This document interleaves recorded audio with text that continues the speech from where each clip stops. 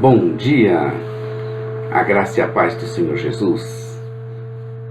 Estamos hoje no capítulo de número 2 do livro de 1 Samuel. São 36 versículos. Nós veremos aqui o lindo cântico de Ana e Eli e seus filhos desobedientes. Apanhe sua Bíblia para você fazer uma leitura prévia desse capítulo, para que nós possamos ter melhor navegabilidade. Entre nosso blog site Jamais Desista, para você também ter acesso à parte escrita dessa narrativa. Nossa reflexão dentro da nossa divisão proposta, nós estamos vendo Eli e Samuel, os preparativos de Deus para o reino. Nós vimos o nascimento, estamos vendo, o nascimento miraculoso de Samuel, vai até o verso 10 do capítulo 2. Depois, pro capítulo 2 ainda, veremos Samuel é exaltado quando Eli e seus filhos caem. Isso aí, essa parte vai começar no capítulo 2 e vai terminar no capítulo 7. Então vejamos aqui o nascimento miraculoso de Samuel, a continuação. Até o verso 10 ainda estaremos situados dentro dessa subparte A, que fala desse nascimento miraculoso de Samuel. Conforme a Bíblia de Estudo de Genebra, Samuel não foi uma criança comum. Deus escolheu sua humilde mãe e ela era estéril. Ana, por meio de seu nascimento miraculoso, capítulo 1, e esse nascimento a inspirou, depois que ela conquistou diante de Deus, que venceu a sua aflição, a entoar uma canção de gratidão pela atuação do poder de Deus na história, que conduziria finalmente ao rei de Israel futuramente. O cântico de Ana. O capítulo 1 de Samuel se encerra dizendo que ambos adoraram ao Senhor. Agora Ana ora, Ana salmodia, Ana cheia do Espírito Santo nos ensina coisas muito profundas de Deus. Ana está muito feliz, como se percebe já no início do seu cântico, coração alegre, sua força exaltada no Senhor, e sua boca se rindo dos seus inimigos. Em seu coração, a força e boca também estão se rindo, se alegrando no Senhor. E você? Também está do mesmo jeito? Deus tem cuidado de você? Você tem visto como você é especial, inclusive nas mínimas coisas? É bom sentirmos esse cuidado, essa atenção, esse aconchego, esse significado que você tem diante de Deus. Por exemplo, um dia, quando eu era inspetor nos Correios e saí com uma turma para descontrairmos, somente eu era crente junto com aquela turma. Mas não queria ser chato, nem queria sair com todos eles. Todos comemos e bebemos. Eu fiquei na água tônica mesmo e na Coca-Cola. Bebi tanta água tônica e Coca-Cola. Temos boas risadas, gargalhadas. Achei que chegou no limite. Queria voltar ao hotel e dizia isso para eles. No entanto, os meus amigos queriam ir por um AP. E como dizia na época uma canção do AP, queriam farrear e beber mais um pouco. Tornei-me então um peso naquela turma. Do nada, em meio do nada, viram um ponto de táxi e me expulsaram do carro. Foram bastante grosseiros. Aquilo me trouxe um sentimento ruim. Diziam para mim, uma das que estava no carro, passarinho que anda com morcego, anda nas trevas e dorme de cabeça para baixo. Arrepiei-me todinho, meu Deus, que é isso?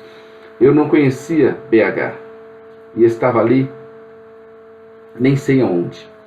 Em vez de táxi, fui mesmo procurar um ônibus. Encontrei um que me deixaria na porta do hotel. Sinceramente, ao ser lançado fora daquele carro, com grosseria, fiquei profundamente triste. Mas em todo o tempo fiquei louvando a Deus e pedindo a Deus coração para meus amigos inspetores, de proteção, Fiquei pedindo proteção. Em todo o tempo louvei o Senhor. Senti que o negócio foi ruim, machucou, mas em todo o tempo louvei o Senhor. No dia seguinte eu fui procurado por eles, que diziam assustados: "Ei, rapaz, quem é teu Deus? Que Deus tu serves? Você sabe o que aconteceu com a gente?" Eu, não sei. E eles me explicaram: que não conseguiram andar com aquele carro novo uns 200 metros.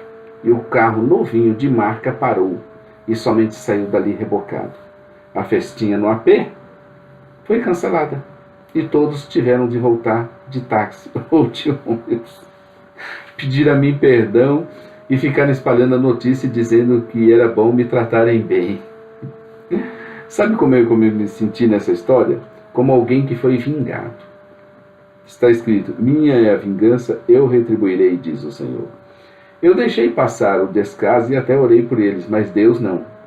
Deus não os poupou e exerceu juízo de leve, mas Deus pesou a mão neles, tanto que sentiram o peso e até me pediram perdão.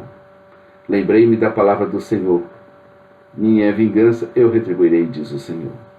Romanos 12, 19. Não vos vingueis a vós mesmos, amados, mas dais lugar à ira, porque está escrito: a mim me pertence a vingança, eu é que retribuirei, diz o Senhor. Hebreus 10, 30. Ora, nós conhecemos aquele que disse: a mim pertence a vingança, eu retribuirei. E outra vez, o Senhor julgará o seu povo. Queridos, Deus cuida da gente. Deus se importa com a gente. Deus defende os que são seus. E por eles é capaz de muitas coisas. Eu, na verdade, nem queria nada, mas me senti, sabe como? Especial. Como se Deus falasse a mim, em meu coração: filho, eu te amo e cuido de ti. Confia em mim. Senti isso, senti esse aconchego, senti-me tão especial. Eu falei: Deus, o Senhor se importou comigo. Eu estava numa boa, estava tudo bem, mas Deus quis dar o corretivo. Você já se sentiu assim, cuidado por Deus? Você que está ouvindo? Você já se sentiu assim especial e amado por Deus, mesmo que desprezado pelos homens? Isso acontece muito quando você está evangelizando também. Que você vai querer entregar um folheto ou dar uma palavra e você é até ofendido e às vezes até agredido. Isso também acontece. Você se sente assim, o Espírito Santo dá um carinho mais especial, parece. Ana estava alegre. Ela estava sentindo a sua força exaltada. Ela estava sentindo a sua boca se rindo à toa por causa dos seus inimigos. Agora ela exalta e dignifica o Senhor, que é a fonte de toda a sua alegria. O que é mais importante, meu querido? A bênção de Deus ou o abençoador? Quem vive da bênção acaba se esquecendo do abençoador. Quem vive atrás de bênção não compreende que a sua vida é uma bênção. A tendência destes é murmuração. Eu não fui atrás da minha bênção, no caso da historinha que eu contei. Eu louvei a Deus e Deus me abençoou. É bom ter as coisas, é bom estar cercado da trindade das coisas desse mundo: comida, bebida, vestes. Mas muito melhor é estar com a Trindade Santa, o Pai, o Filho e o Espírito Santo. Mateus 6,25. Por isso vos digo, não andeis ansiosos pela vossa vida quanto ao que haveis de comer ou beber, nem pelo vosso corpo quanto ao que haveis de vestir. Não é a vida mais que o alimento, e o corpo mais do que as vestes? A trindade das coisas, comer, beber, se divertir, vestir, nos leva à ansiedade. E tudo o que fazemos é no sentido de irmos atrás das bênçãos, mas Deus nos prometeu que nada nos faltará, se buscarmos primeiramente o reino de Deus e a sua justiça. Não está errado eu me alegrar com as bênçãos. Somente um louco não se alegraria em ser acumulado de bênçãos. Mas o focar nelas é que é o problema, querido. As bênçãos são sempre bem-vindas, pois o Senhor nelas é glorificado. Ana então exalta o Senhor. Não há santo como o Senhor, porque não há outro além de ti. E rocha não há como o nosso Deus. Isso dá até canção. Santo, incomparável, rocha. Era assim que ela estava vendo aquele que abrira o seu ventre. Eu me recordo de outro versículo, dessa vez falando em Salmos, por Davi e outro por Jeremias. Salmo 50:15. Invoca-me no dia da angústia, eu te livrarei e tu me glorificarás.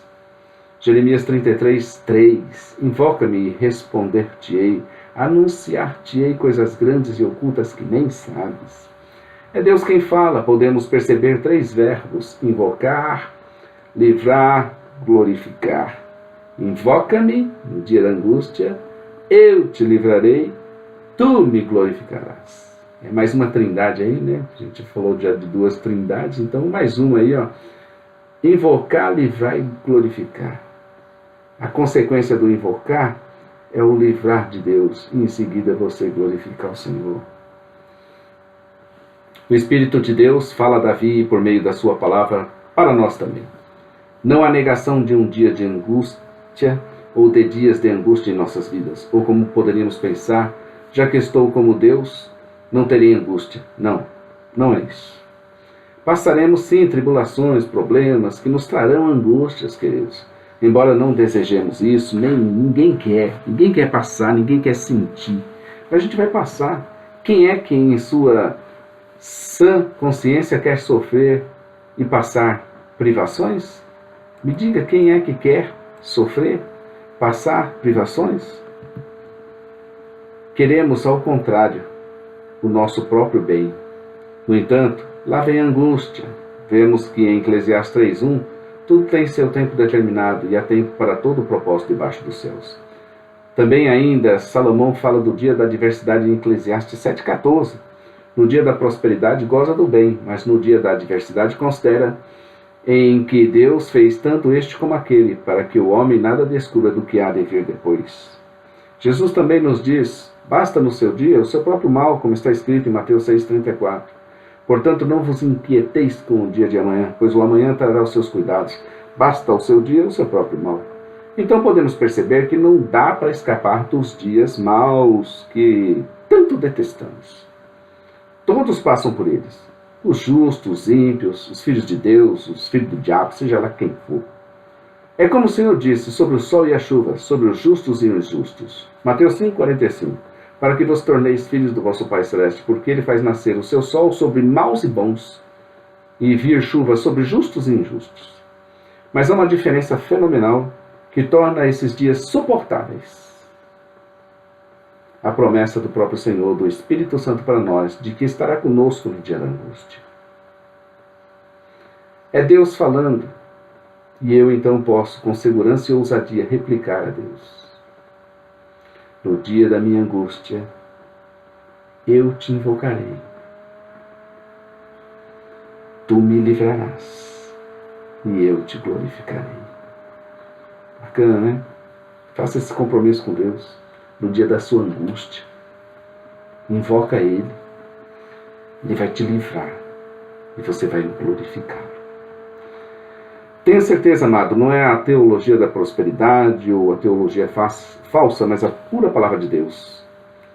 O Senhor, meus queridos, o Senhor ama aqueles que ousam em seu nome honrá-lo.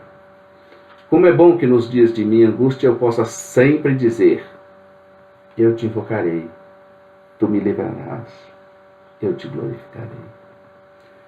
Eu te invocarei, tu me livrarás, eu te glorificarei. Que venham então as angústias pelas quais terei de passar. Dizer o quê, né?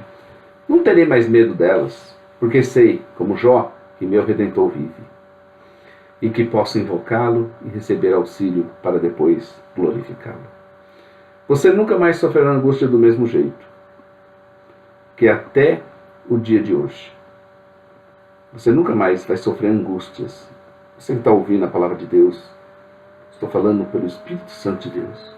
Você nunca mais vai sofrer angústias como você sofria antes. Porque você está aprendendo que você deve invocá-lo. Ele vai te ajudar e você depois vai glorificá-lo.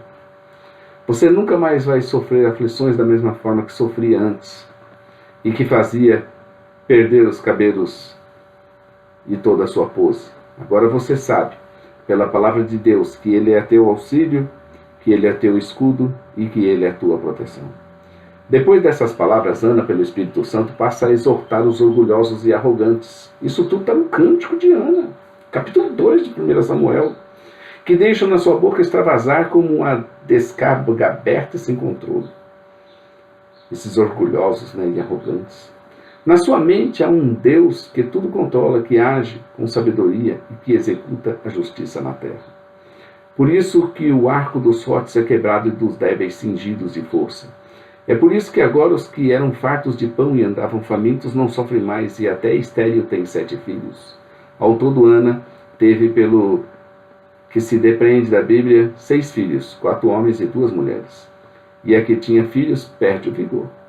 Ana sabia que Deus tudo governa em sua providência, com soberania, com sabedoria e com bondade. O cântico de Ana é o cântico da soberania, da sabedoria, da justiça e da bondade de Deus. O que é o homem e seu carro equipado, sua força exaltada diante do Senhor? Quem vencerá as batalhas? Seria a vitória do mais forte e mais equipado? Poderíamos pensar que sim, mas nem sempre. A vitória vem do Senhor, e Ele a dá a quem Ele quer. Não foi exatamente assim que ocorreu com Davi e Golias? Aos olhos terrenos, quando que Davi venceria Golias? Nunca. Há tantos outros casos bíblicos de vitórias de Deus que não têm lógica alguma. Pelo contrário, elas contrariam o bom senso. E quem vence? Davi. E quem vence? O menos preparado, o mais fraco. Nesse sentido, quem é que tira e dá a vida? Quem faz descer a sepultura e depois a faz subir? Quem é que empobrece e quem é que enriquece? Quem abaixa e quem também exalta? Eu creio piamente no governo de Deus sobre todas as coisas, por isso creio em sua glória. O Senhor não criou o mundo e o entregou a si mesmo para ser regido pelas suas próprias leis. O mundo não está entregue ao caos e ao acaso desgovernado. Eu não sabia disso e cantou isso. O cântico de Ana é o cântico da exaltação a Deus em sua providência. Quem é que levanta o pobre do pó? Quem é que exalta o necessitado e o faz assentar entre os príncipes, para o fazer herdar trono de glória? É do Senhor as colunas da terra, onde nelas assentou o mundo. Ana confiava em Deus e no seu governo. Para ela, Deus guarda os pés dos seus santos e emudece nas trevas da morte o perverso. Ela afirma que o homem não prevalece pela sua força. Já os evolucionistas afirmam justamente o contrário, que é do forte e do mais bem preparado e pela força que as criaturas evoluem. Nossa cultura está escravizada pelo secularismo, que vê no capital, na economia e no domínio das ciências a explicação de todas as coisas. O que Ana falou dos que contendem com o Senhor? 1 Samuel 2,10. Os que contendem com o Senhor são quebrantados. Dos céus troveja contra eles. O Senhor julga as extremidades da terra. Dá força ao seu rei e exalta o poder do seu ungido. Quem é que contende com o Senhor? Por que resolvem afrontá-lo como se Deus fosse algo desprezível, ou fosse como os deuses antigos que não passam de invencionices humanas? O homem criou deuses, à sua imagem e à sua semelhança, para se relacionarem com eles, porque queriam se relacionar com Deus, à sua maneira, e não como Deus orienta na sua palavra. Na revista Planeta, da 3 Editorial Limitada, de agosto de 2011, saiu uma reportagem de capa intitulada Papo Cabeça, com Michael Nicolelis, professor da Universidade Duke e pesquisador de renome mundial em neuroengenharia. O destaque da reportagem, sem dúvidas, é a possibilidade de fazer um adolescente brasileiro tetraplégico dar o pontapé inicial na abertura da Copa do Mundo de Futebol de 2014, que aconteceu e lá foi ele. Não foi nem tão assim deslumbrante, mas aconteceu esse episódio.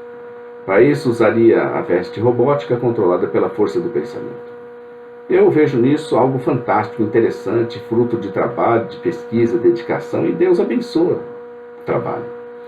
Desse mesmo autor, também são ideias como projetos educacionais ambiciosos a serem implantados no Brasil. Um deles em Macaíba, no Rio Grande do Norte.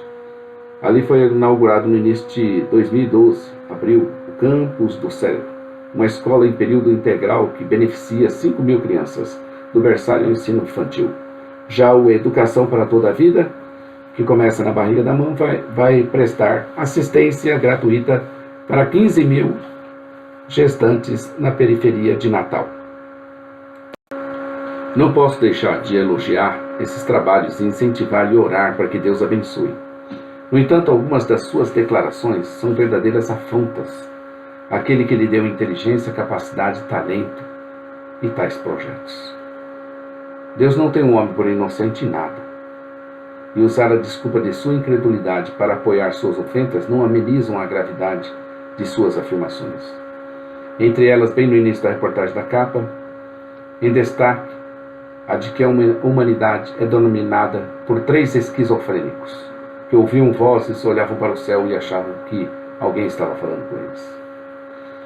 Então ele explica, ao que uma entrevista, quem são os 3. Jesus Cristo, Maomé e Abraão. Muito provavelmente os 3 precisavam de Aldol, medicamento para a esquizofrenia. É arbitrária qualquer classificação que defina as bordas da normalidade. Cada vez mais a intolerância e o preconceito esculpem essa borda com esses interesses próprios ideológicos e políticos. Quando você vê o cérebro por dentro e começa a entender o que acontece, percebe como é fácil ir de um lado para o outro. Meus amigos, não tem como não recordar nesse momento a luta entre Davi e Golias. 1 Samuel 17:26. Então falou Davi aos homens que estavam consigo, dizendo: que farão aquele homem que ferir esse filisteu e tirar a afronta de sobre Israel? Quem é, pois, que esse incircunciso filisteu para afrontar o Deus vivo?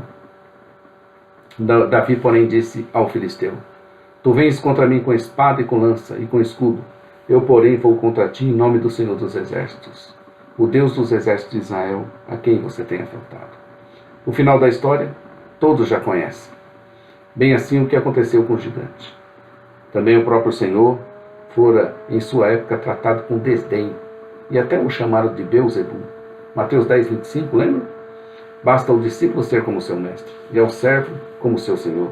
Se chamar o Beelzebu ao dono da casa, quanto mais aos domésticos. Pois bem, esse que chamaram de Beelzebu, Mateus 10:25, de esquizofrênico, que nem chamou Miguel Nicoleles em agosto de 2011, é justamente esse que é o meu Deus e meu Senhor, e que voltará como prometeu. Ele nos fez uma promessa de que voltaria, e eu creio nela. É nele, queridos, que Deus, o Pai, escondeu todos os tesouros. Em Jesus Cristo, Colossenses 2:2, está escrito assim, e 3 também, para que o coração deles seja confortado e vinculado juntamente em amor, e eles tenham toda a riqueza da forte convicção do entendimento para compreenderem plenamente o mistério de Deus, Cristo, em quem todos os tesouros da sabedoria e do conhecimento estão ocultos. É para Cristo que Abraão também considerado esquizofrênico, Abraão também foi considerado esquizofrênico por esse cientista, e todo o Velho Testamento, finalizando com João Batista, apontavam como aquele que viria para tirar os pecados do mundo. João 1:29. No dia seguinte viu João a Jesus, que vinha para ele, e disse: eis o Cordeiro de Deus, que tira o pecado do mundo. Deus, que é soberano, sábio, bom, justo, absolutamente resolveu em seus propósitos deixar a salvação do homem em Cristo Jesus. Logo, os que o odeiam e os desdenham não têm saída. Serão desdenhados e desprezados para sua própria ruína. Se o coração destes se endureceu, é porque Deus já os rejeitou. E o seu fim se aproxima velozmente. E nós que recebemos ao Senhor? Porventura esconderemos as suas sementes para as devolvermos em sua volta, dizendo-lhes que tínhamos medo? Dizendo para o Senhor que tínhamos medo? Não adianta contender com o Senhor, afirma Ana, finalizando o seu cântico. Disse mais o Senhor a Jó: contenderá contra o Todo-Poderoso censurador? Quem assim argue a Deus responda a essas coisas. Jó 40, versos 1 e 2. Ai daquele que contende com seu Criador, e não passa de um caco de barro entre outros cacos. Acaso dirá o barro ao que lhe dá forma: que fazes? Ou a tua obra não tem alça? Isaías 45, 9. Quem és tu, homem, para discutires com Deus? Porventura pode o objeto perguntar a quem o fez, por que me fizeste assim? Eu até costumo brincar com um colega meu, que a gente discutia a respeito da crença em Deus, e eu dizia assim para ele: você é uma fábrica de, desculpem a expressão, de merda ambulante. Porque em 60 anos, que mais ou menos uma média aí de vida, você vai produzir 6 toneladas dela. Como é que dizes tu, essa fábrica, de que Deus não existe? Samuel é exaltado quando Eli e seus filhos caem. A partir do verso 11, agora nós entramos nessa parte B. Ao fazer um contraste entre Eli e seus filhos e Samuel, o escritor explicou como e por que Deus rejeitou a casa de Eli no serviço sacerdotal e acabou exaltando Samuel como líder de Israel.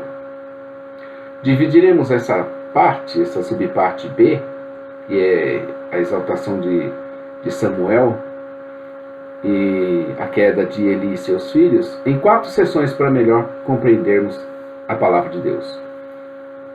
Então serão elas: no serviço em Siló, versos 11 a 21 do capítulo 2, na desaprovação e aprovação que receberam, ainda no capítulo 2, versos 22 a 26, na revelação do julgamento e da bênção de Deus, verso 27 até o capítulo 4, verso 1, parte A, e no conflito com os filisteus, na parte B, do versículo 1 do capítulo 4 até o capítulo 7.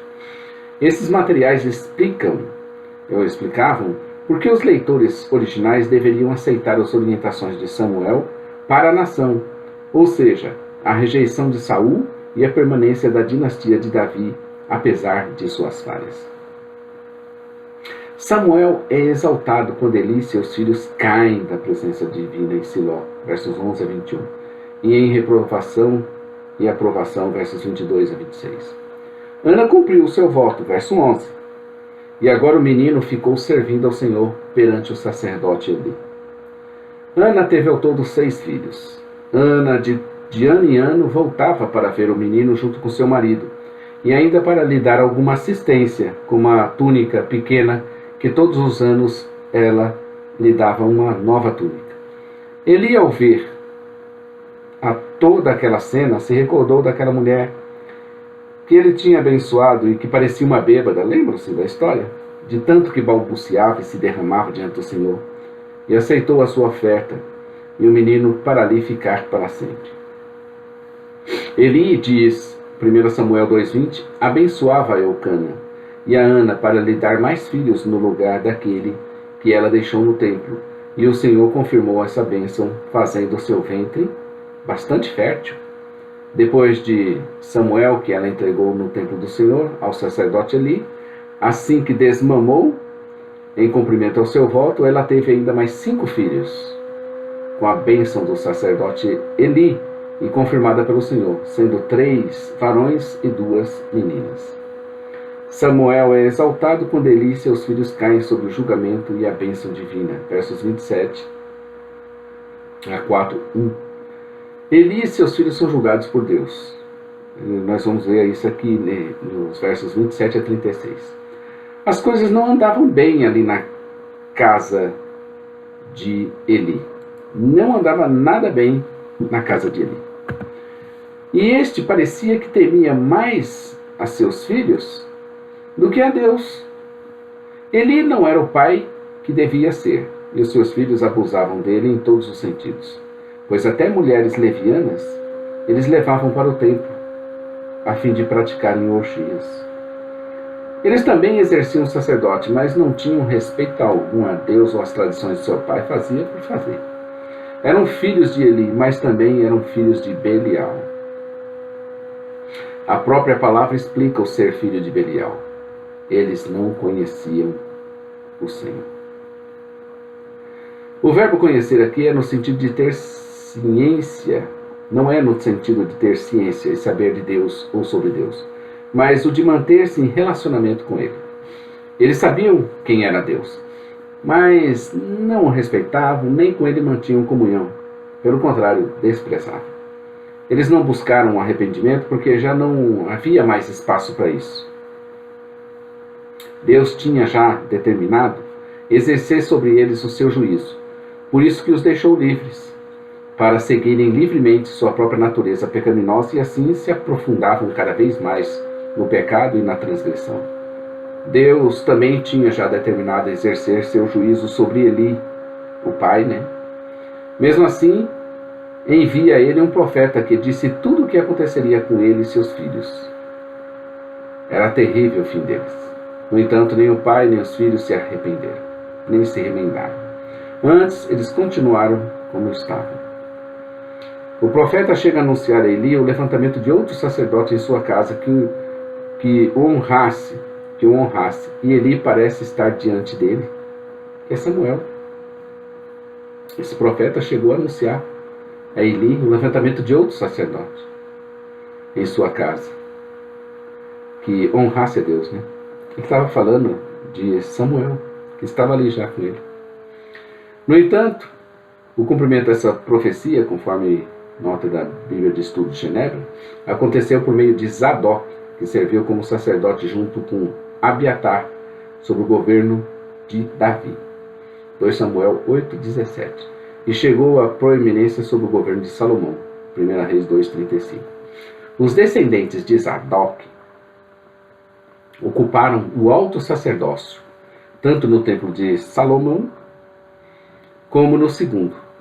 Mesmo depois que o sacerdócio foi transferido para Menelau, a lealdade à linhagem de Zadok persistiu, pelo menos na comunidade de Gilom. Interessante, né? Samuel estava ali, naquele ambiente inóspito, mas crescendo diante do Senhor e aprendendo tudo o que podia de Eli. Samuel viu, tanta coisa ruim, né? Aqueles filhos de Eli praticando orgias no templo.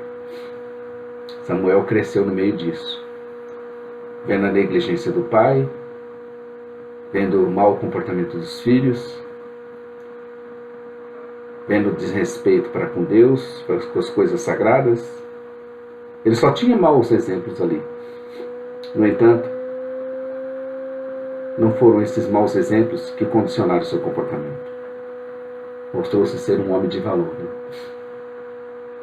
Assim também nós não podemos usar a desculpa de outras pessoas, de outros ambientes, de outras influências, para justificar nossos comportamentos malignos. Meus queridos, nós acabamos de ver o capítulo 2, amanhã estaremos aqui com o capítulo 3. Vamos continuando assim a nossa jornada, até concluirmos toda a Bíblia. Tem uma longa jornada pela frente.